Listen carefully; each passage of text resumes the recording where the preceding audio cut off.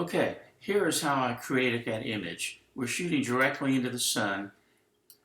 So I took a range of exposures. This is a lighter exposure, one stop down, another stop down, another stop down, and this is the most dense image. And I opened this in Camera Raw and manipulated the color balance and tint as I wanted to have a yellow look in the image, as opposed to the way it looks naturally as a white sun versus a yellow sun.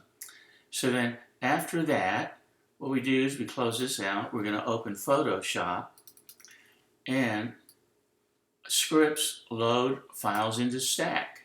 So we're going to browse for those files, and here they are. And we're going to import them. We're going to have them automatically align image sources.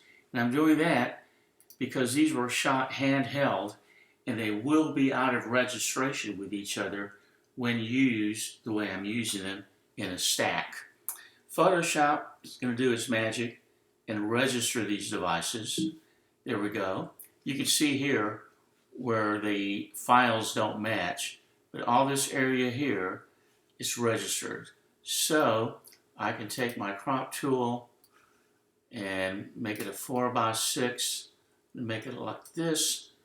Hit enter, and it's going to save that. We're going to flatten the image and then save it as a, let's just call it sun scene 2. And we're going to save it as a JPEG, not a PSD. Okay, so we're saving that, and that's the story of how I created that holiday image to welcome 2020 in. Okay, thank you so much for watching.